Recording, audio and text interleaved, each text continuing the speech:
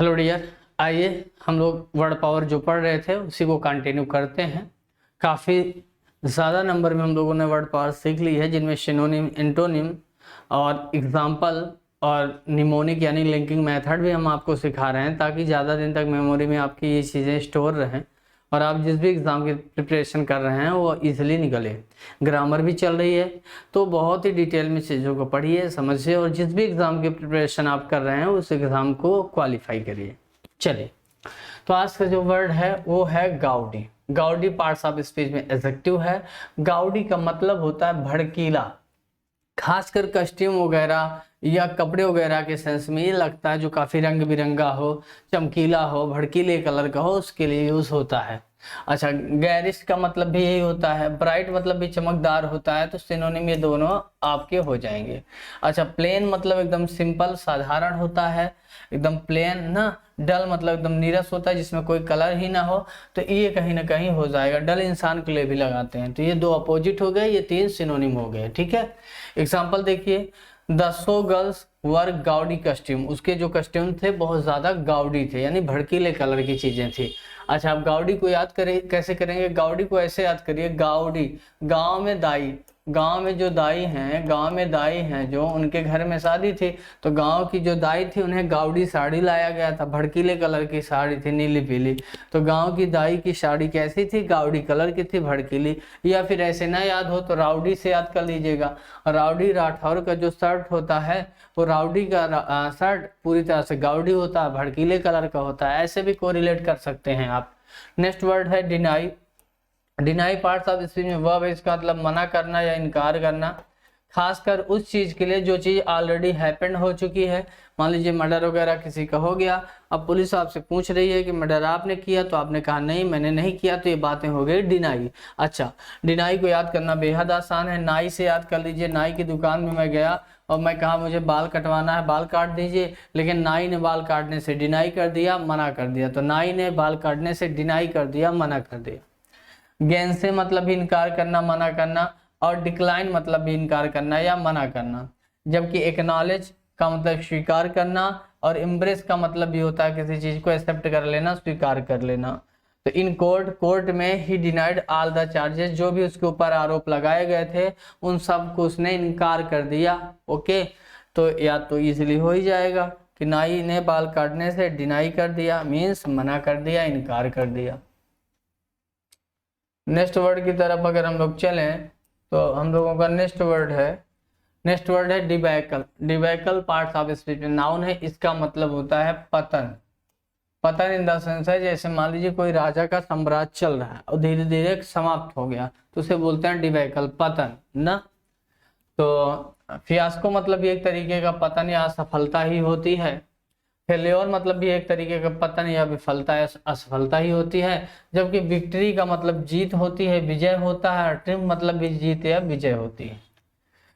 तो after the debacle at Waterloo, Waterloo के debacle के बाद, यानी हार के बाद या फिर असफलता के बाद या फिर पतन के बाद, द डिफीटेड ट्रूप्स, जो ट्रूप्स मतलब सेना की टुकड़ी होती है, जो हारने वाली जो सेना की टुकड़ी थी, रिटर्न होम, वो घर लौट गई। ठीक है, तो याद कैसे करेंगे? जो बैकल लोग होते हैं उनके जीवन में बहुत ज्यादा डिबैकल आता है, असफलता मिलती है या उनका पतन होता है, तो डिबैकल को बैकल से कोरिलेट कर लीजिए। नेक्स्ट वर्ड है टेंट। टेंट का क्या मतलब होता है? टेंट का मतलब होता है दूषित करना ना, किसी वस्तु को या किसी व्यक्ति की रेपुटेशन को क्या करना? दूषित करना ना। तो याद कैसे करेंगे? जो टेंट होता है, जो शादी वगैरह में टेंट वगैरह लगता है ना, तो देखिए कई लोग शूज वगैरह टेंट के गद्दे से अपना साफ वगैरह करके टेंट के गद्दे को टेंट कर देते हैं, दूषित कर देते हैं। तो कई बार टेंट में जो गद्दा वगैरह यूज किया जाता है उसको लोग टेंट कर देते हैं, दूषित कर देते हैं, गंदा कर देते हैं। कंटामिनेट मतलब भी होता है गंदा करना। स्मेयर मतलब भी कलंकित या गंदा करना। जबकि प्योरीफाई शुद्ध करना, और क्लैरिफाई मतलब भी शुद्ध करना। तो इनका मतलब किसी चीज को शुद्ध करना, और इन तीनों वर्ड का मतलब गंदा करना, कलंकित करना या फिर दूषित करना। तो the administration was tainted with scandal, scandal के द्वारा उसे क्या किया गया? एडमिनिस्ट्रेशन को क्या किया गया? दूषित किया गया। नेक्स्ट वर्ड है आपका परफिडी। परफिडी का मतलब आप जानते हैं क्या होता है? परफिडी का मतलब छल या धोखा होता है। परफिडी का मतलब क्या होता है? छल या धोखा। तो सरकार ने सब्सिडी देने का वादा किया और लास्ट में नहीं दिया, तो ऐसे रिलेट कर दो, सब्सिडी के नाम पे सरकार ने जनता को परफिडी दिया, धोखा दिया। सब्सिडी के नाम पे जनता को सरकार ने परफिडी दिया, धोखा दिया। तो परफिडी मतलब धोखा या छल होता है। ओके, ट्रिचरी मतलब भी धोखा या छल होता है। डॉज मतलब भी धोखा या छल होता है। फिडेलिटी वफादारी होती है, लॉयल्टी भी वफादारी होती है। तो फिडेलिटी और फिडेलिटी लॉयल्टी मतलब वफादारी होती है, और डॉज ट्रिचरी और परफिडी का मतलब धोखा होता है, छल होता है, विश्वासघात होता है। Because my husband perfidy hurt me terribly, क्योंकि मेरी जो हस्बैंड की परफिडी थी, धोखा या छल था, उसने मेरे को बहुत ज़्यादा दुखी किया है, इसलिए I serve him with divorce paper, इसलिए मैंने उनसे क्या कर लिया? सर्व उनको क्या दे दिया? डिवोर्स पेपर दे दिया। नेक्स्ट वर्ड है एली। एली का मतलब दोस्त या साथी होता है। दोस्त होता है या साथी होता है या मित्र राष्ट्र भी बोल सकते हैं। एली को याद कैसे करेंगे? एली को रिलेट कर लो अली से। अली नाम का जो एक व्यक्ति है वो मेरा एली है, दोस्त है। या अली असगर जो कपिल शर्मा के शो में है, वो कपिल शर्मा के दोस्त हैं। तो अली कपिल शर्मा के एली हैं, दोस्त हैं। तो अली मतलब दोस्त। अच्छा, दो दोस्त, दो व्यक्ति भी हो सकते हैं, दो पॉलिटिशियन भी हो सकते हैं समानता, या दो देश अगर दोस्ती उनमें है, जैसे रूस और इंडिया में, तो भी उन्हें एली बोल सकते हैं। यानी दो इंसान और कंट्री दोनों के लिए इस वर्ड का यूज किया जा सकता है। कॉमरेड मतलब भी एक तरीके का दोस्ती होता है। कलीग मतलब भी दोस्त या साथी। कलीग साथ में काम करने वाले साथी या दोस्त को बोला जाता है। एडवर्सरी प्रतिद्वंदी होता है, विरोधी होता है। राइवल मतलब भी गेम वगैरह में होते हैं। तो एडवर्सरी और राइवल का मतलब प्रतिद्वंदी होता है, विरोधी होता है, एक तरीके का शत्रु होता है। जबकि कॉमरेड, कलीग और एली का मतलब दोस्त या साथी होता है। तो he is a close ally of the prime minister, वह प्राइम मिनिस्टर का एक क्लोज एली है, यानी एक क्लोज दोस्त है।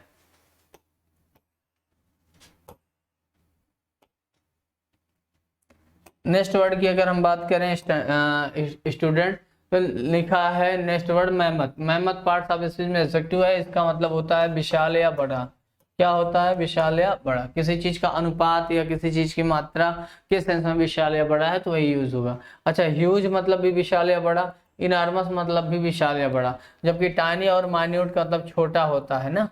तो although the size of project was of mammoth proportions, तो जो प्रोजेक्ट की साइज थी उसका प्रोपोर्शन जो था, अनुपात जो था, काफी बड़ा था। फिर भी all of the responsibilities fell on my shoulder, फिर भी सारी जिम्मेदारी मैंने अपने कंधों पे ले रखी थी। अच्छा, मेहमत को याद कैसे करोगे? मेहमत, आपने महमूद गजनबी का नाम सुना होगा, महमूद गजनबी। तो महमूद गजनबी के पास एक मेहमत नाम का विशाल हाथी था। मेहमत नाम का एक हाथी था। तो मेहमत एक हाथी का नाम था। तो मेहमत क्या था? मेहमत एक हाथी, वैसे भी विशाल होते हैं। तो मेहमत नाम का हाथी क्या था? मेहमत था, विशाल था, बड़ा था। तो मेहमत मतलब विशाल या बड़ा। नेक्स्ट वर्ड है Fani. Fani part of speech में एडजेक्टिव है। फोनी का मतलब होता है नकली या बनावटी। तो जो आपका फोन है वो क्या है? फोनी है, नकली है। बाहर से सैमसंग लिखा है, अंदर से मेड इन चाइना लिखा है, तो आपका फोन क्या है? फोनी है, नकली है। काउंटरफीट मतलब भी नकली होता है। फेक मतलब भी नकली। काउंटरफीट पैसा वगैरह, जाली नोट वगैरह होती है। फेक आईडी या ज्वेलरी वगैरह होती है। तो फोनी, काउंटरफीट और फेक तीनों का मतलब नकली होता है। जबकि जेन्युइन और ऑथेंटिक का मतलब वास्तविक होता है, रियल होता है, असली होता है, प्रमाणिक होता है। तो she always has this phoney smile just before she betrays you, तो हमेशा आपके सामने बहुत ही नकली बनावटी मुस्कान मतलब स्माइल करती है, just before she betray you, जब उसे आपको धोखा देना होता है। तो आपका जो फोन है वो फोनी है, मीन्स नकली है, बनावटी है। नेक्स्ट वर्ड की तरफ अगर चलें तो नेक्स्ट वर्ड है आपका constraint. Constraint parts of speech में वर्ब है। इसका मतलब क्या होता है? कंस्ट्रेंट का मतलब होता है किसी चीज को स्ट्रिक्ट कर देना, यानी सीमित कर देना, सीमित कर देना, सीमित करना। खासकर टैक्स वगैरह क्या कर दिया जाता है, या स्पीड वगैरह को भी क्या कर दिया जाता है? सीमित कर दिया जाता है ना। तो कंस ने ट्रेन को कई बार कंस्ट्रेन किया था, बाधित कर दिया था, सीमित कर दिया था, ऐसे सेंस में। कंपेल मतलब भी बाधित करना, कोर्स मतलब भी बाधित करना। जबकि काजोल, देखिए, एक कोर्स और कंपेल और कंस्ट्रेन का मतलब सीमित करना या बाधित करना या रिस्ट्रिक्ट करना होता है, और काजोल और कोक्स मतलब किसी को बहलाना फुसलाना, तो दूर का अपोजिट है, रियल अपोजिट तो नहीं है। तो द कंपनीज ग्रोथ, जो कंपनी की ग्रोथ है, हैज बीन कंस्ट्रेंड, उसे सीमित कर दिया गया है या उसे बाध्य कर दिया गया है, बाई हाई टैक्सेस, बहुत ज्यादा टैक्सेस के द्वारा। नेक्स्ट वर्ड है इम्ब्रेस। इम्ब्रेस का मतलब किसी चीज को स्वीकार करना या गले लगाना, एक्सेप्ट करना ना, तो एक्सेप्ट करना हो गया। एडमिट मतलब भी स्वीकार करना होता है, जबकि रिजेक्ट का मतलब क्या होता है, अस्वीकार कर देना। अपोज मतलब किसी चीज को का विरोध कर देना, तो रिजेक्ट या अपोज का मतलब रिजेक्ट कर देना, निरस्त कर देना या किसी चीज का विरोध कर देना, जबकि इनका मतलब किसी चीज को एक्सेप्ट कर लेना, स्वीकार कर लेना। नेक्स्ट वर्ड की तरफ अगर हम चलें तो नेक्स्ट वर्ड ईयर हम लोगों का है stationary. Stationary parts of speech में एडजेक्टिव है। इसका मतलब एक तरीके का रियल जो हिंदी मतलब है वो है स्थिर या नॉट मूवेबल, मतलब कोई ऐसी चीज जो स्थिर है, जो चल नहीं सकती, जो चलायमान नहीं है, उसे बोला जाता है स्टेशनरी। अच्छा, ये स्टेशनरी नहीं जानते होंगे, लेकिन एक स्टेशन तो समझते हैं ना, स्टेशन तो रेलवे स्टेशन क्या है, स्टेशनरी है, स्थिर ही तो है, एक जगह से दूसरी जगह थोड़ी जा सकता है। तो स्टेशन, बस स्टेशन या रेलवे स्टेशन क्या होते हैं, स्टेशनरी होते हैं, स्थिर होते हैं। या फिर स्टेशनरी की दुकान स्टेशनरी होती है, स्थिर होती है। स्टैटिक मतलब भी स्थिर होता है। मोशनलेस मतलब जिसमें मोशन ही ना हो, गति ना हो, तो स्थिर वो भी हो जाएगा। मोबाइल मतलब चलायमान होता है। मूविंग मतलब भी मूव करने वाला, चलायमान, तो मोबाइल और मूविंग का मतलब चलायमान जो चलने वाला हो, जबकि स्टैटिक और मोशनलेस और स्टेशनरी का मतलब स्थिर जो नॉट मूवेबल हो। तो the car collide with the stationary vehicle, जो एक स्थिर व्हीकल खड़ी थी, गाड़ी खड़ी थी, उससे कार जाके कोलाइड कर गई, यानी लड़ गई, भिड़ गई। नेक्स्ट वर्ड है repose. Repose parts of speech में वर्ब है, इसका मतलब आराम या राहत, आराम या राहत, आराम या राहत, रेस्ट एक तरीके का ना। देखिए, स्लम्बर मतलब भी राहत, रेस्ट मतलब भी राहत या आराम, और डू मतलब किसी काम को करना, बी बिजी मतलब बहुत ज्यादा व्यस्त होना। तो she went outside seeking a few moments of repose, मतलब वह बाहर की तरफ गई खोजते हुए कि कहीं उसको कोई ऐसा स्थान मिले जहाँ पे वो रिपोज कर सके, आराम कर सके, आश्रम ले सके। तो री मतलब बार बार पोज देने के बाद, बार बार पोज देने के बाद एक्ट्रेस लोग क्या करती हैं, रिपोज करती हैं, आश्रम लेती हैं, या आराम करती हैं, या राहत लेती हैं। तो री बार बार शूटिंग वगैरह में पोज देना पड़ता है ना, तो बार बार पोज देने के बाद फिर वो एक्टर या एक्ट्रेस क्या करते हैं, रिपोज करते हैं, आराम करते हैं, राहत लेते हैं। नेक्स्ट वर्ड है rely. Rely parts of speech में वर्ब है। रिलाई का मतलब किसी पर निर्भर होना, किसी पर निर्भर होना या किसी पर डिपेंड होना। तो रिलाई को रिलेट कर लो इससे, रिलायंस कंपनी है ना, तो रिलायंस नाउन होता है और रिलाई उसकी वर्ब है। तो रिलायंस कंपनी पे लोग रिलाई ही तो करके उसकी सिम यूज करते हैं, तो रिलायंस कंपनी पे हम लोगों को रिलाई है, ऐसा याद कर लो। डिपेंड मतलब भी होता है निर्भर होना, काउंट मतलब भी होता है किसी पर निर्भर होना या आश्रित होना, और डिस्ट्रस्ट मतलब किसी पे भरोसा न करना, डाउट मतलब किसी पे संदेह करना। तो ये हो गए दोनों अपोजिट, और ये तीनों हो गए आपस में सिनोनिम।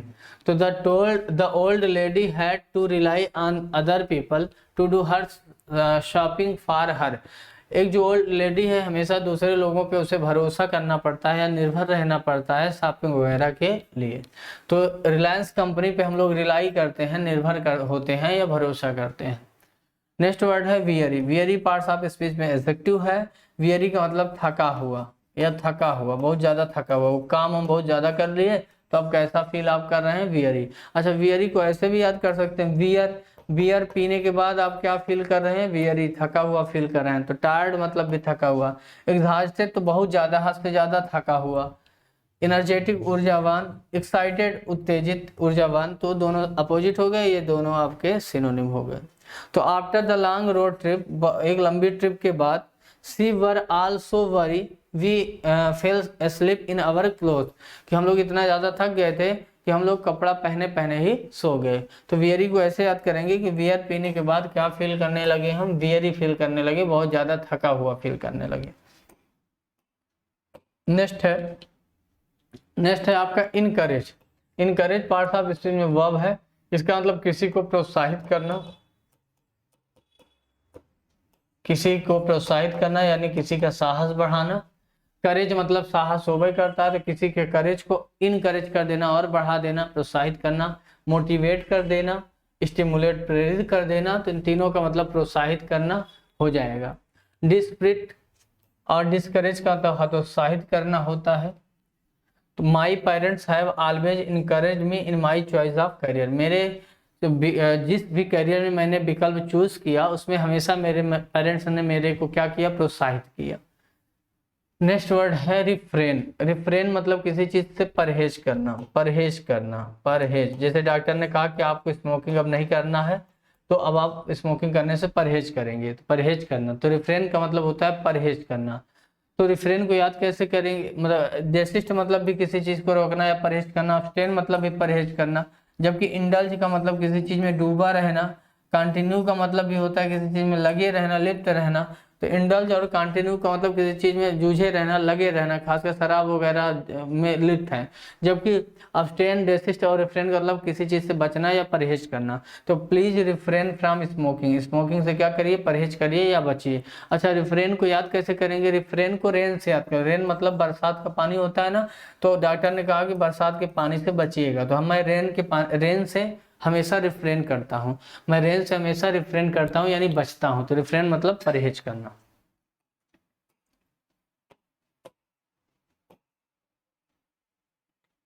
नेक्स्ट है आपका, नेक्स्ट है रेनफोर्स। रेनफोर्स का मतलब किसी चीज को मजबूत बनाना, खासकर दीवार वगैरह को मजबूत करना या मजबूत बनाना। तो रेन मतलब बरसात, फोर्स मतलब बल, कि बल के बरसात के पानी से कहीं किला ढह न जाए, इसलिए उसको फिर से रेनफोर्स किया जा रहा है। रेन के फोर्स से किला ढह न जाए, इसलिए किले को रेनफोर्स किया जा रहा है, मजबूत बनाया जा रहा है। तो फोर्टिफाई करना, मजबूत करना, स्ट्रेंथन करना, मजबूत करना, जबकि वीकेन और लिशन का मतलब कमजोर करना। All buildings are now reinforce, सारी बिल्डिंगों को मजबूत किया गया टू विथ स्टैंड अर्थक्वेक, कि ताकि वो अर्थक्वेक से क्या हो, गिरे उड़े ना, भूकंप से गिरे उड़े ना, इसलिए सारी बिल्डिंगों को मजबूत किया गया। एडमिट, एडमिट होता है, ये पार्ट्स ऑफ स्पीच में वर्ब है। एडमिट का मतलब होता है स्वीकार करना, जैसे कोई गलती वगैरह हो गई तो आपने उसको मान लिया, तो ये होता है एडमिट। तो एडमिट का मतलब होता है स्वीकार करना। तो आपका कहीं पे एडमिट कार्ड खो गया, तो अब आपसे पूछा गया कि क्या आपका एडमिट कार्ड सच में खो गया, तो आपने कहा हाँ मेरा एडमिट कार्ड खो गया, ये बात आपने एडमिट कर ली, स्वीकार कर ली। तो एडमिट का मतलब स्वीकार कर लेना। तो कन्फेस मतलब भी स्वीकार करना, लेकिन ये अपराध वगैरह स्वीकार करना। एक्सेप्ट मतलब भी स्वीकार करना। और डिनाई और फॉरबिड का मतलब मना करना होता है। डोंट बी अफ्रेड, मत डरो। ट्राई, क्या लिखा रहा, ये टू रहा होगा, ठीक है। डोंट बी अफ्रेड, मत डरो। To admit to your mistake, अपनी गलतियों को स्वीकार करने को लेके डरो मत। नेक्स्ट है आपका,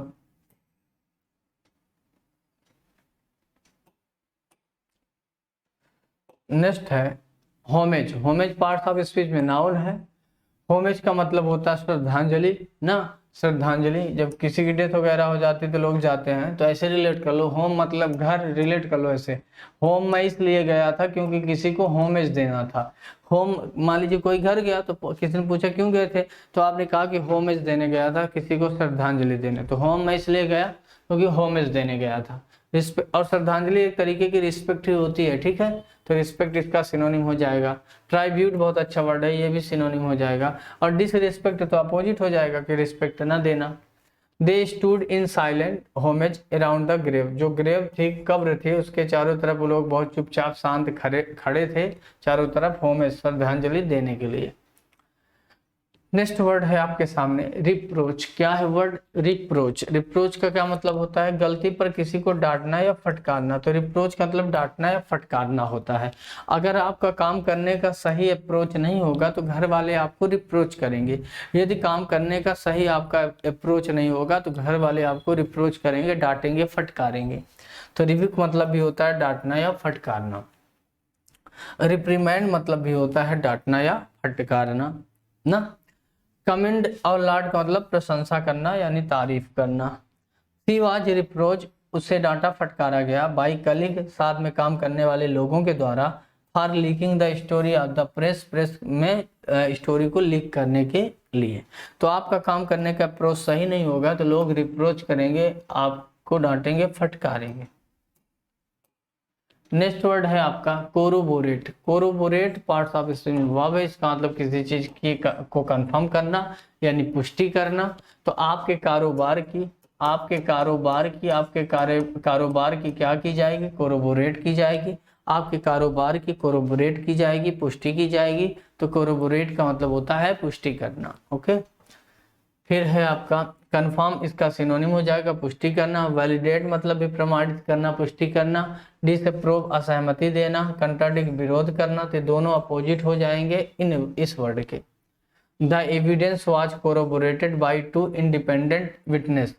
तो जो 2 इंडिपेंडेंट विटनेसेस थे उनके द्वारा इस एविडेंस को क्या की गई, पुष्टि की गई। याद कैसे करेंगे, आपके भी कारोबार की कोरोबोरेट की जाएगी, पुष्टि की जाएगी।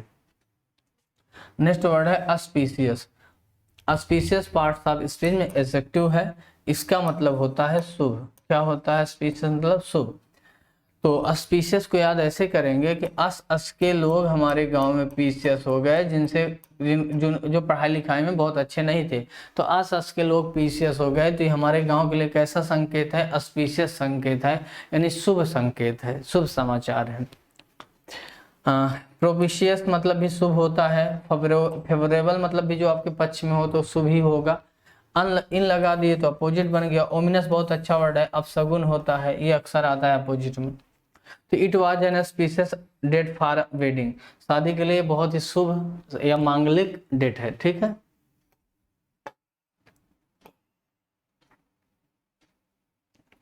नेक्स्ट वर्ड की अगर हम बात करें डियर लर्नर, तो नेक्स्ट वर्ड है आपका recession. Recession parts of speech noun है क्योंकि ION लगा है, SION। रिसेशन का मतलब होता है कमी, कमी। तो याद कैसे करेंगे, दोबारा ये वाला जो सेशन आया कोरोना का, दोबारा ये वाला सेशन आया तो फिर से रिसेशन, कमी नहीं, रिसेशन का मतलब मंदी होता है, इकोनॉमिक्स का वर्ड है। तो दोबारा ये कोरोना का सेशन आके इकोनॉमिक्स की स्थिति को गड़बड़ा दिया, यानी दोबारा सेशन में बहुत ज़्यादा रिसेशन आ गई, मंदी आ गई। स्लो डाउन मतलब भी मंदी होती है, इन्फ्लेशन मतलब महंगाई होती है। तो the economy is in deep recession, जो इकोनॉमी है, अर्थव्यवस्था है, वो डीप रिसेशन में है, यानी मंदी में है। अगला वर्ड है कॉम्प्लेक्स। कॉम्प्लेक्स एडजेक्टिव है। कॉम्प्लेक्स मतलब कठिन या जटिल होता है। क्या होता है, जटिल। तो आप इंटर में पढ़े होंगे simple sentence, compound sentence, complex sentence. तो कॉम्प्लेक्स सेंटेंस जो थे वो बहुत ज़्यादा कॉम्प्लेक्स थे, जटिल थे ना। तो कॉम्प्लेक्स सेंटेंस कैसे होते हैं, जटिल होते हैं, कठिन होते हैं। कॉम्प्लिकेटेड मतलब भी जटिल होता है। परप्लेक्सिंग मतलब कि कंफ्यूजिंग, तो जो कंफ्यूजिंग होगा वो जटिल ही होगा। इजी और फैसाइल का मतलब आसान होता है। तो students in the algebra class struggle with the complex word problem. Algebra जो है उसमें जो वर्ड पावर है वो काफ़ी ज़्यादा कॉम्प्लेक्स है, जटिल है, कठिन है। तो कॉम्प्लेक्स सेंटेंस क्या होते हैं, कॉम्प्लेक्स होते हैं, जटिल होते हैं या कठिन होते हैं। अगला देखिए, अगला है पाल्ट्री। पाल्ट्री पार्ट्स ऑफ स्पीच में एडजेक्टिव है, और पाल्ट्री का मतलब होता है तुच्छ या नगण्य, ना के बराबर। जो चीज़ें बहुत तुच्छ हैं या नगण्य है, ना के बराबर से। तो पल्ट्री को रिलेट ऐसे करोगे, पल्ट्री, पल्ट्री को पल्ट्री, पलटी। कोई ट्रक पलट गई या कोई गाड़ी पलट गई, तो अब उसमें जो आइटम बचा, या कोई ट्रैक्टर पलट गया तो उसमें जो अनाज था पल्ट्री मात्रा में बचा। कहाँ एक ट्राली था अनाज, और अब थोड़ा सा 2-4 किलो बचा, केजी बचा। तो पलटी, जैसे ही ट्रैक्टर पलटी तो उसमें चावल या गेहूं की मात्रा पल्ट्री मात्रा में बची, तुच्छ या मामूली या नगण्य। अच्छा, मियागर मतलब भी कम या थोड़ा, लिमिटेड, लिमिटेड मतलब भी बहुत एकदम कम या थोड़ा या सीमित। सरफिट और एडिक्वेट का मतलब अधिक या पर्याप्त होता है। ठीक है, तो they work long hours for paltry wages. वो लोग अक्सर बहुत देर तक काम करते हैं पल्ट्री वेजेस, यानी जो उनकी तुच्छ या नगण्य, ना के बराबर या बहुत कम जो मजदूरी है उसके लिए वो लोग बहुत देर तक काम करते हैं। नेक्स्ट है सेलेरिटी। सेलेरिटी का मतलब होता है किसी काम में तेजी आ जाना, या किसी बिजनेस वगैरह में बहुत ज़्यादा तेजी आ गई तो उसे क्या बोला जाता है, उसे सेलेरिटी बोला जाता है। तो सेलेरिटी को ऐसे याद कर लो ना, सेल से, शराब के सेल में क्या आ गई, सेलेरिटी आ गई, तेजी आ गई। जब 1-2 दिन के लिए शराब की दुकानों को खोला गया तो शराब के सेल में सेलेरिटी आ गई, तेजी आ गई। फास्टनेस मतलब भी तेजी, हेस्ट मतलब भी तेजी। स्लोनेस और डिले का मतलब एक तरीके का देरी। तो when the commanding officer tales his soldiers, जब उसने अपने सोल्जर्स को बताया टू मूव, आगे बढ़ो, तो the men and women with prospectful celerity, उन दोनों में बहुत तेजी आ गई, और तेजी वजह से वो आगे बढ़ने लगे।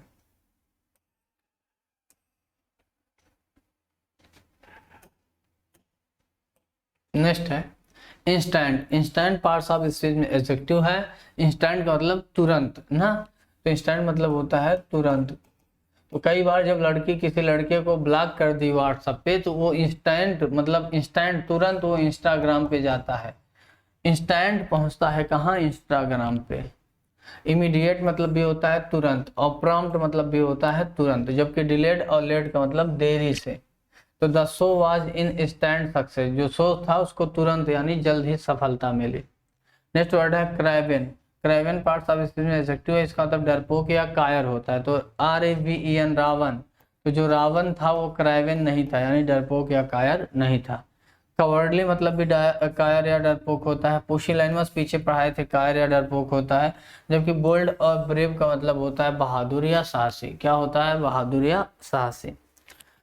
The craven soldier deserted his post and ran away from the battle. वो क्या था कि तो उसने अपनी पोस्ट को छोड़ छाड़ दिया और कहाँ भाग के मतलब जो बैटल युद्ध वाली जो फील्ड थी वहां से क्या किया, भाग गया।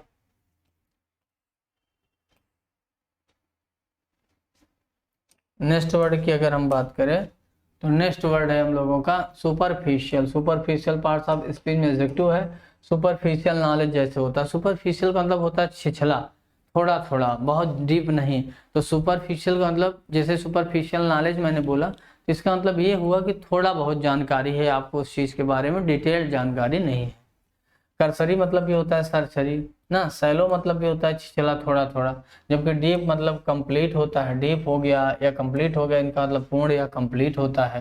तो he has only a superficial knowledge of the subject, उस सब्जेक्ट के बारे में उसे केवल सुपरफिशियल नॉलेज है, यानी थोड़ा बहुत नॉलेज है। नेक्स्ट वर्ड है scape. Scape parts of speech में वर्ब है। इसका मतलब क्या होता है, इसका मतलब होता है इसके बच निकलना या भाग जाना, बच निकलना या भाग जाना। जैसे कैदी वगैरह जेल वगैरह से बच जाते हैं या भाग जाते हैं, उसको स्केप बोलते हैं। तो जो पुलिस वाली गाड़ी थी कैदियों को एक जेल से दूसरे जेल में शिफ्ट कर रही थी, तो इस खेप में जो लास्ट वाला खेप था, इस खेप के कुछ कैदी स्केप कर गए, भाग गए। तो स्केप मतलब बच निकलना या फरार हो जाना। फ्ली मतलब भी भाग जाना, फरार होना। अब्सकॉन्ड मतलब भी फरार होना। जबकि अराइव और कम का मतलब आना होता है। तो he escaped from prison this morning, इस सुबह वह जेल से क्या हो गया, स्केप कर गया, फरार हो गया। तो इस खेप जब गाड़ी जा रही थी तो इस खेप में जो क्रिमिनल था वो स्केप कर गया, भाग गया, फरार हो गया। तो स्केप मतलब फरार होना।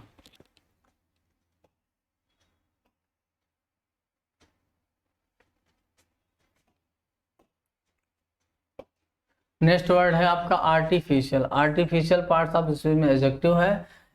ये आर्टिफिशियल का मतलब नकली होता है या कृत्रिम होता है या बनावटी होता है, जो ओरिजिनल ना हो, जो प्राकृतिक नेचुरल ना हो। अच्छा, आरती जी की बातें पूरी तरह से आर्टिफिशियल होती हैं। आरती जी की बातें पूरी तरह से आर्टिफिशियल होती हैं, मीन्स बनावटी होती है ना। अच्छा, फेक मतलब भी बताया था, बनावटी या नकली होता है। और सिंथेटिक मतलब भी कृत्रिम होता है, जो मानव ने बनाया होता है। जो मानव बनाया होगा ओरिजिनल तो होगी नहीं, ओरिजिनल तो नेचुरल होती है, तो ये भी कहीं ना कहीं नकली हो जाएगा। नेचुरल मतलब असली, वास्तविक, प्राकृतिक, जेन्युइन मतलब ये असली होता है। अगला, तो many polymers such as nylon are artificial, ये सारी चीजें आर्टिफिशियल। आर्टिफिशियल का ये भी मतलब होता है कि मानव के द्वारा निर्मित चीजें वो भी आर्टिफिशियल होती हैं। और अगर इनको थोड़ा डिटेल में समझें तो आर्टिफिशियल का मतलब नकली होता है, जो नेचर ने हमें न दिया हो। अगला है आपका liberty. Liberty parts of speech में नाउन है, क्योंकि टू आई लगा। लिबर्टी का मतलब स्वतंत्रता होता है, स्वतंत्रता, काम करने की स्वतंत्रता ना। तो देखिए एक सिंबल भी बना है, स्टैचू ऑफ लिबर्टी, वो स्वतंत्रता के ही प्रतीक है। फ्रीडम मतलब भी स्वतंत्रता, लिबरेशन मतलब भी स्वतंत्रता। जबकि स्लेवरी और बांडेज मतलब गुलामी, एक तरीके की स्लेवरी गुलामी होता है, बांडेज बंधुआ होता है, तो ओवरऑल दोनों का मतलब गुलामी हो जाएगा। तो the concept of individual liberty is ensured in the constitution. तो कुल मिला के जो क्या है, the concept of individual liberty हर व्यक्ति की स्वतंत्रता के बारे में उल्लेखित है संविधान वगैरह में। तो लेबर को लिबर्टी मिलनी चाहिए, स्वतंत्रता। या फिर स्टैचू ऑफ लिबर्टी क्या है, लिबर्टी का ही प्रतीक है। नेक्स्ट वर्ड है chronic. Chronic parts of speech में एडजेक्टिव है, और इसका मतलब जानते हैं एक ऐसी बीमारी होती है जो चिरकालिक या दीर्घकालिक हो, जो काफी दिन से हो, प्रोलॉन्ग टाइप की बीमारी, जो काफी लंबे समय से कोई बीमारी आपको है, तो लंबी काफी दिनों से लंबी समय से कोई बीमारी है तो उससे बोला जाता है क्रोनिक। अच्छा, क्रोनिक को याद कैसे करोगे? क्रोनिक को रिलेट कर लो माइक्रोनी, तो माइक्रोनी खाने वालों को माइक्रोनी खाने वालों को क्रोनिक बीमारी हो जाती है, काफी लंबी बीमारी। परसिस्टेंट मतलब भी लगातार कुछ होता है, इंस्टेंट मतलब भी होता है, इंसेंट मतलब भी लगातार, ठीक है, और क्रोनिक मतलब भी लगातार, लेकिन फर्क ये है कि ये बीमारी के लिए यूज होता है। टेम्पोररी क्षणिक होता है, फ्लीटिंग मतलब भी क्षणिक होता है। तो threats is a chronic disease, या क्या है, एक तरीके की दीर्घकालिक बीमारी है, ठीक है। नेक्स्ट है obliterate. Obliterate parts of speech में वर्ब है। ऑब्लिटरेट का मतलब किसी चीज को पूरी तरह से समाप्त करना या मिटाना। जैसे बम वगैरह कहीं पे लगा तो बम फटा तो पूरी बिल्डिंग समाप्त हो गई, तो ऑब्लिटरेट समाप्त करना या मिटा देना। इरेडिकेट मतलब भी समाप्त करना, एनिहिलेट मतलब भी समाप्त करना, जबकि मेक मतलब बनाना, इस्टेब्लिश मतलब स्थापित करना, तो इनका मतलब बनाना या निर्माण करना, और इनका मतलब क्या है डियर, इनका मतलब है एक तरीके से समाप्त करना ना। तो the building was completely obliterated by the bomb, bomb के द्वारा उस बिल्डिंग को पूरी तरीके से क्या कर दिया गया, ऑब्लिटरेट कर दिया गया, यानी समाप्त कर दिया गया।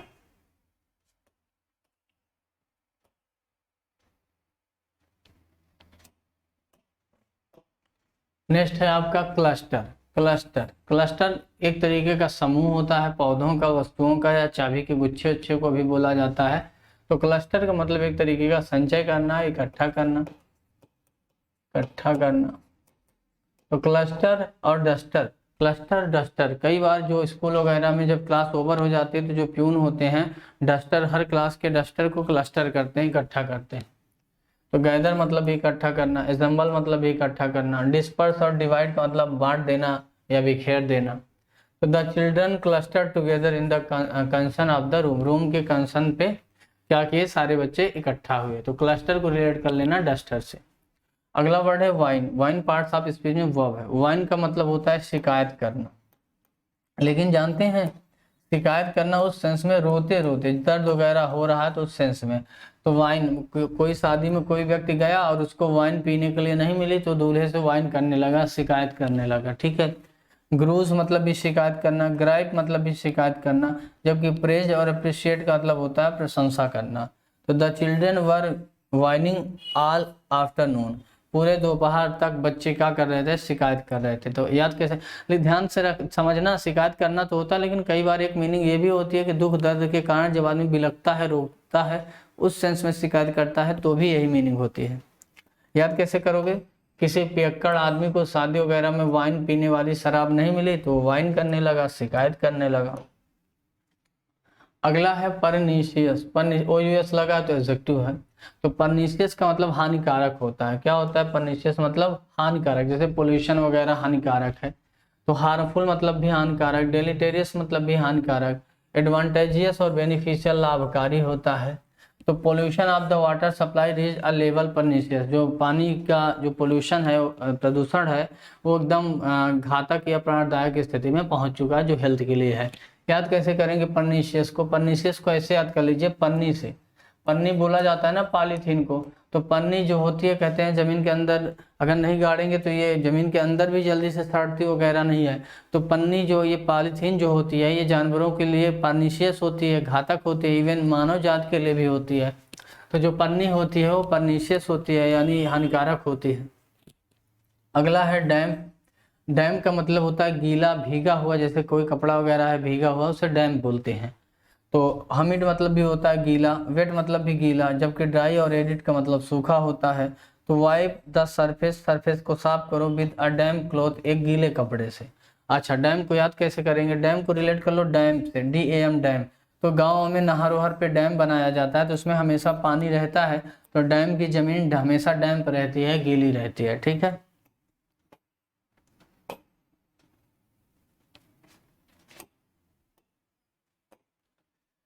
नेक्स्ट वर्ड की बात करें इंडिक्ट। क्या लिखा है, indict. Indict parts of speech में क्या है, वर्ब है। इंडिक्ट मतलब अब आरोप लगाना या किसी पे अभियोग लगाना, आरोप लगाना, आरोप लगाना या किसी पे अभियोग लगाना। तो इंडिया के लोग हमेशा दूसरे पे हमेशा इंडिक्ट करते हैं, अपनी गलती पे नहीं। हमेशा इंडिया के लोग दूसरे पे इंडिक्ट करते हैं, अभियोग या आरोप लगाते हैं। इंडिया के लोग हमेशा दूसरों पे इंडिक्ट करते हैं, अभियोग लगाते हैं। इंडिया के लोग हमेशा दूसरों पे इंडिक्ट करते हैं, अभियोग लगाते हैं। एक्यूज मतलब भी दोषारोपण करना, इम्पीच मतलब भी दोषारोपण करना, अभियोग लगाना। जबकि एक्विट और एक्सोनरेट का मतलब किसी को माफ करना या छोड़ देना। तो they were indicted on a number of corruption charges. They were indicted, उन लोगों पे बहुत ज़्यादा करप्शन का चार्ज उन लोगों पे आरोपित है या आरोप लगाया गया है। अगला है रिस्ट्रिक्ट। रिस्ट्रिक्ट का मतलब होता है बाधित करना या सीमित करना। खासकर स्पीड वगैरह को पूरी तरह से रिस्ट्रिक्ट कर दिया जाता है कि इस एरिया में इससे ज़्यादा स्पीड में गाड़ी आप नहीं चला पाएंगे। तो स्ट्रिक्ट रूल बनाए जाते हैं रिस्ट्रिक्ट करने के लिए, चीज़ों को सीमित करने के लिए। तो प्रोहिबिट मतलब भी रोकना या सीमित करना, लिमिट मतलब भी सीमित करना, जबकि परमिट का मतलब अलाउ करना, अनुमति देना। तो speed is restricted to 30 mph in town. Town में जो स्पीड है वो लिमिट कर दी गई है, सीमित कर दी गई है कि सिर्फ 30 की स्पीड रहेगी, इससे ज़्यादा की नहीं। नेक्स्ट वर्ड है आपका, नेक्स्ट वर्ड है पेरिस। पेरिस का क्या मतलब होता है, पेरिस का मतलब होता है नष्ट करना, नष्ट करना या नष्ट हो जाना, नष्ट हो जाना।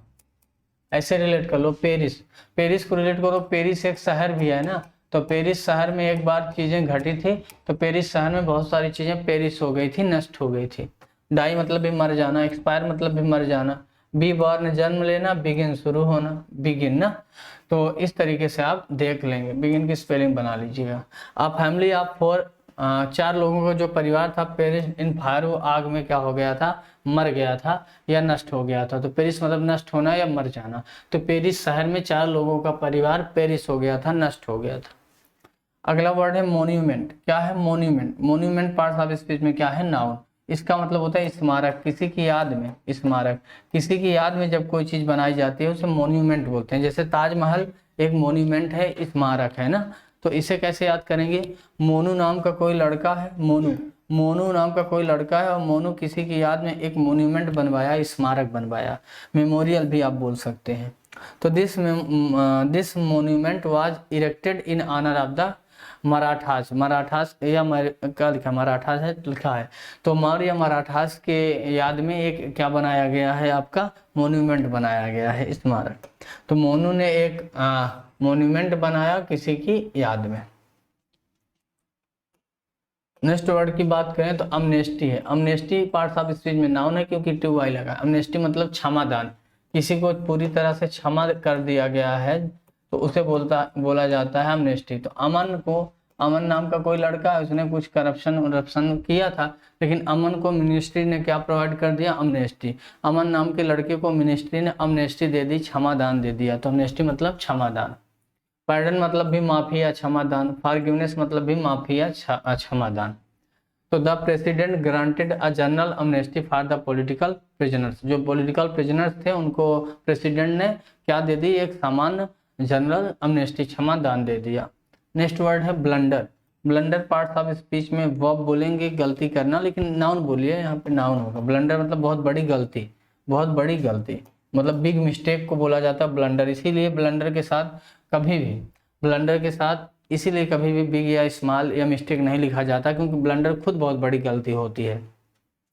ब्लंडर को याद कैसे करेंगे, ब्लंडर बवंडर करके आपने, बवंडर मचा के आपने ब्लंडर कर दिया। जो घर में आपने बवंडर मचाया, ये आपने क्या कर दिया, ब्लंडर, बहुत बड़ी गलती कर दी। मिस्टेक मतलब भी गलती, फॉल्ट मतलब भी गलती, करेक्शन मतलब सुधार, रेस्टिट्यूशन मतलब भी सुधार। तो गलती का अपोजिट हो गया। तो I am afraid I have made a terrible blunder. मैं बहुत ज़्यादा डरा हुआ हूँ क्योंकि मैंने एक बहुत बड़ी गलती कर दी। तो बवंडर मचा के मैंने ब्लंडर कर दी, यानी बहुत बड़ी गलती कर दी। नेक्स्ट वर्ड है आपका, नेक्स्ट वर्ड है dupe. Dupe parts of speech में वर्ब है, ड्यूप मतलब धोखा देना। तो ड्यूप को रिलेट कर लो धूप, धूप में आपने किसी को बुलाया और फिर आप वहाँ गए ही नहीं, तो धूप में किसी को बुला के, गर्मी के महीने में आपने किसी को धूप में बुलाया, तो धूप में बुला के किसी को आपने ड्यूब दे दिया, धोखा दे दिया। तो ड्यूब मतलब धोखा देना, डिसीव मतलब भी धोखा देना, बिगाइल मतलब भी होता है धोखा देना। जबकि सपोर्ट और असिस्ट का मतलब मदद करना, सहायता करना। तो they soon realise they had been duped, उन लोगों को जल्द ही रियलाइज हुआ, महसूस हुआ कि दे हैड बीन ड्यूब, कि उन लोगों को बेवकूफ़ बनाया गया है या धोखा दिया गया है। नेक्स्ट वर्ड है एकोलेड। एकोलेड पार्ट्स ऑफ स्पीच में नाउन है, इसका मतलब प्रशंसा या तारीफ या एक तरीके का पुरस्कार।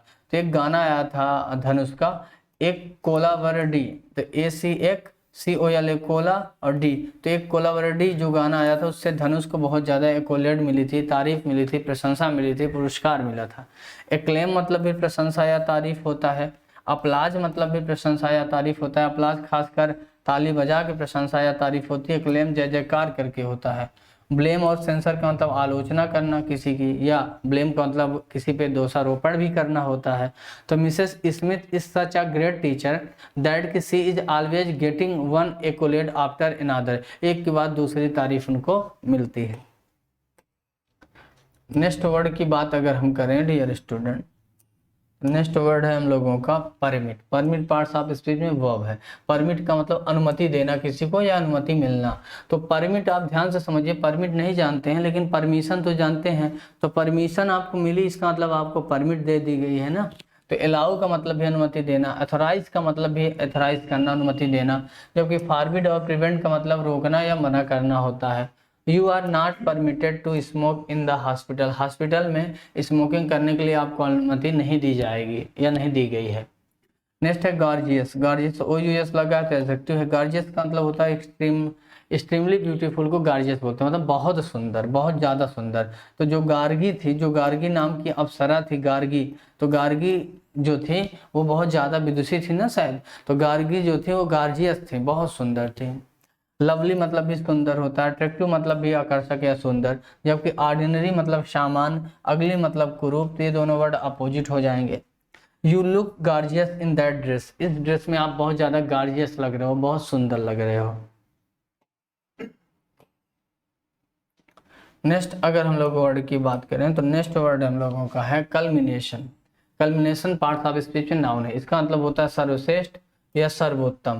तो देखिए CULMI है ना, तो कलमी आम में कई प्रजातियां होती हैं, तो एक कलमी आम होता है। तो कलमी आमों में कलमी आम सबसे सर्वश्रेष्ठ आम माना जाता है। तो आमों में जो कलमी आम होता है वो कल्मिनेशन माना जाता है, यानी सर्वश्रेष्ठ कैटेगरी उसकी मानी जाती है। तो कल्मिनेशन मतलब सर्वश्रेष्ठ या सर्वोत्तम। अच्छा, पिनाइकल मतलब भी सर्वश्रेष्ठ या सर्वोत्तम होता है। अपेक्स मतलब भी सर्वश्रेष्ठ या सर्वोत्तम होता है। जबकि नाडिर का मतलब बॉटम, तल, एकदम सबसे निचला हिस्सा। बिगिनिंग का मतलब भी एकदम शुरुआत से। तो ये चीजें एकदम शुरुआती दौर की हैं, एकदम नीचे की हैं, और ये सर्वश्रेष्ठ या सर्वोत्तम है। तो the reform mark the successful culmination of a long campaign. Next word है वकोलिक। वकोलिक पार्ट्स ऑफ स्पीच में एडजेक्टिव है, इसका मतलब ग्रामीण से संबंधित या ग्रामीण, देहाती या ग्रामीण से संबंधित। तो गांव में रिलेट कर लीजिए, जैसे बकुली बकुला सुनते हैं ना, तो बकुली गांव में पाई जाती है। तो बकुली जहाँ पाई जाती है वो एरिया बकौलिक होता है, ग्रामीण होता है, देहाती होता है। जबकि जो अर्बन पढ़ाया था उसका मतलब शहरी होता है। रस्टिक का मतलब भी ग्रामीण होता है। रूरल का मतलब ग्रामीण होता है। अर्बन का मतलब शहरी होता है। इनर सिटी मतलब भी शहरी होता है।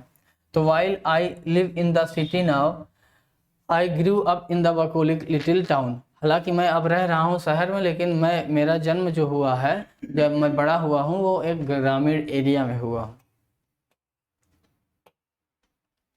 नेक्स्ट वर्ड है आपका, नेक्स्ट वर्ड है स्ट्रैटेजियम। स्ट्रैटेजियम पार्ट्स ऑफ स्पीच में नाउन है, इसका मतलब तिकड़म होता है, छल होता है, चाल होता है। किसी के खिलाफ आपने छल किया या चाल चली या तिकड़म चला, उसे बोला जाता है। ट्रिक मतलब भी धोखा या चाल होता है। गैम्बिट मतलब भी धोखा या छल होता है। ऑनेस्टी ईमानदारी होती है। फ्रैंकनेस मतलब भी ईमानदारी होती है। तो ही डेवलप वेरियस कनिंग स्ट्रेटजियम, उसने क्या विकसित किया है या क्या किया, बहुत सारे धूर्ततापूर्ण स्ट्रेटजियम से, यानी छल या धोखा या तिकड़म या चाल। अच्छा, याद कैसे करेंगे? अजहर को जब फंसाया गया था तो अजहर जी के साथ स्टेडियम में स्ट्रेटजियम की गई थी, छल किया गया था, चाल चली गई थी। नेक्स्ट वर्ड है कंट्राइट। कंट्राइट का मतलब होता है पश्चातापी, जो आपने कहा है या जो आपने किया है उसको लेके आप पछता रहे हैं तो आप कंट्राइट हैं। तो कंट्री के जितने भी लोग हैं कुछ गलत करने के बाद फिर कंट्राइट फील करते हैं। कंट्री के लोग बाद में क्या फील करते हैं, कंट्राइट फील करते हैं यानी पछताते हैं। रिग्रेटफुल मतलब भी पछताना, रिमोर्सफुल मतलब भी वही होता है। इम्पर्टिनेंट और ए अनरिपेंटेंट, इनका मतलब पश्चातापी न होना। तो आई फॉरगेव हिम, मैंने उसे माफ़ कर दिया। As soon as I saw the contrite expression on his face, क्योंकि उसके चेहरे में पश्चाताप का भाव था इसलिए मैंने उसे माफ़ कर दिया। तो कंट्री का हर एक व्यक्ति कंट्राइट फील करता है लेकिन गलती करने के बाद। नेक्स्ट वर्ड है आपका Clement. Clement parts of speech में एडजेक्टिव है। क्लीमेंट का मतलब अनुकूल होता है या आपके अनुसार होता है, जैसे जलवायु वगैरह या वेदर वगैरह आपके अनुकूल है, बॉडी के अनुकूल है तो वो क्लीमेंट है। तो ऐसे रिलेट कर लीजिए, एक इंग्लैंड के थे भी कोई व्यक्ति थे, शायद पीएम वगैरह थे क्या, इंग्लैंड के बहुत पहले की बात है, क्लीमेंट इटली करके, या ऐसे ना याद हो तो क्लाइमेट से याद कर लो। क्लाइमेट हमारे क्लीमेंट है, जो क्लाइमेट है वो हमारे क्लीमेंट है, अनुकूल है। क्लाइमेट हमारे क्लीमेंट है, अनुकूल है। प्लेजेंट मतलब भी सुहावना, अनुकूल। माइल्ड मतलब भी विनम्र, माइल्ड मतलब विनम्र टाइप का मौसम। इनक्लीमेंट और हार्श मतलब अपोजिट। इनक्लीमेंट जो अनुकूल ना हो और हार्श का मतलब कठोर या सख्त। और ध्यान देना क्लीमेंट का एक मतलब ये भी होता है, दयालु भी होता है, लेकिन ज़्यादातर एग्जाम में अनुकूल वाला सेंस आता है। तो द क्लीमेंट क्लाइमेट, जो ये अनुकूल क्लाइमेट है, इस परफेक्ट, वो पूरी तरह से परफेक्ट है। नॉट कोल्ड नॉट हॉट, न तो ज़्यादा गर्म है न तो ज़्यादा ठंड है। नेक्स्ट वर्ड है incursion. Incursion parts of speech में नाउन है, इसका मतलब हमला, वो भी सडन अटैक को बोला जाता है इनकर्जन। तो इन मतलब में कर्जन मतलब कर्जन, तो जो लॉर्ड कर्जन था, तो लॉर्ड कर्जन के ऊपर किसी ने इनकर्जन कर दिया था यानी आक्रमण कर दिया था। इन्वेशन मतलब भी आक्रमण होता है, अग्रेशन मतलब भी आक्रमण होता है, जबकि स्केप मतलब कहीं से भाग जाना और रिट्रीट मतलब पीछे हट जाना, तो दोनों दूर के अपोजिट हो सकते हैं। तो border patrols were increase to deter further incursion for foreign forces. Next word की अगर हम बात करें तो नेक्स्ट वर्ड हम लोगों का है और वो है क्या, कॉन्स्पिरेसी। कॉन्स्पिरेसी आप सबको पता है षड्यंत्र होता है ना, किसी को मारने होने का षड्यंत्र, तो षड्यंत्र, तो कॉन्स्पिरेसी मतलब षड्यंत्र। तो कंस जो था, कंस कई बार कृष्ण भगवान को मारने का कॉन्स्पिरेसी किया था, षड्यंत्र किया था। प्लाट मतलब भी षड्यंत्र होता है, कायबल मतलब भी षड्यंत्र होता है। फेथफुलनेस और लॉयल्टी मतलब ईमानदारी होती है, सच्चाई होती है, निष्ठा होती है, वफादारी होती है। तो they were charge with conspiracy to murder, उन लोगों के ऊपर आरोप लगा है कि मर्डर का षड्यंत्र वगैरह करने का। नेक्स्ट वर्ड है Avid. Avid parts of speech में एडजेक्टिव है। एविड का मतलब होता है उत्सुक या इच्छुक, कोई चीज करने के लिए बहुत ज्यादा उत्सुक या बहुत ज्यादा इच्छुक, उसे एविड बोलते हैं। तो हर व्यक्ति कोविड से बचने के लिए बहुत ज्यादा एविड है, या कोविड का टीका लगवाने के लिए बहुत ज्यादा एविड है, उत्सुक है, इच्छुक है। कीन मतलब भी उत्सुक होता है, ईगर मतलब भी उत्सुक होता है, जबकि अपैथेटिक और इंडिफरेंट का मतलब उदासीन होता है। She has taken an avid interest, उसने कैसा, उसके पास क्या है, एन एविड इंटरेस्ट है, बहुत उत्सुक होकर रुचि है, इन द प्रोजेक्ट, उस प्रोजेक्ट को लेके। तो कोविड का टीका लगवाने के लिए उनके अंदर बहुत ज्यादा एविड है, यानी बहुत ज्यादा वो उत्सुक है या इच्छुक है। नेक्स्ट वर्ड की बात करें अगर तो रिफॉर्म। रिफॉर्म का मतलब किसी चीज को सुधारना, कोई गड़बड़ी किसी चीज में हो गई है तो उसमें अब सुधार लाना यानी सुधारना। तो फॉर्म भरते समय कोई गलती हो गई तो फॉर्म को अब क्या कर रहे हैं, रिफॉर्म कर रहे हैं, सुधार रहे हैं। इम्प्रूव मतलब भी सुधारना होता है, क्वालिटी वगैरह। रेक्टिफाई का मतलब भी होता है सुधारना, और डिस्ट्रॉय का मतलब नष्ट करना, डैमेज मतलब भी नष्ट करना। तो इनका मतलब नष्ट करना, इनका मतलब सुधारना। तो the law needs to be reform, law को जरूरत है कि उसे फिर से सुधारा जाए। नेक्स्ट वर्ड है स्प्ले। स्प्ले पार्ट्स ऑफ स्पीच में वर्ब है। स्प्ले का मतलब होता है फैलाना, फैलाना। और खासकर जानते हैं जब आदमी सोता वगैरह है, हाथ पैर फैला लेते हैं कुछ लोग और बेड में पूरा, तो उसको स्प्ले बोलते हैं। रिलेट कैसे करेंगे, इस प्ले ग्राउंड में इंडिया जब मैच जीती थी, जो खिलाड़ी थे स्प्ले करके लेट गए, तो स्प्ले मतलब फैलाना। एक्सपैंड मतलब भी विस्तारित करना, स्प्रेड मतलब भी फैलाना। डिक्रीज मतलब किसी चीज का कम करना, घटाना। तो सी ले on the bed, her arms and legs spread out, वह बेड पर पड़ा था, अपना पैर हाथ फैला के बेड पे। इस प्ले ग्राउंड में वह स्प्लेड की अवस्था में पड़ा था। अगला है stash. Stash part of speech में वर्ब है, इसका मतलब किसी चीज को छिपाना। तो इस ताश के पत्ते को मैं कहाँ स्टैश करूँ, मम्मी आ गई। इस ताश के पत्ते को मैं कहाँ स्टैश करूँ मतलब कहाँ छिपाऊं।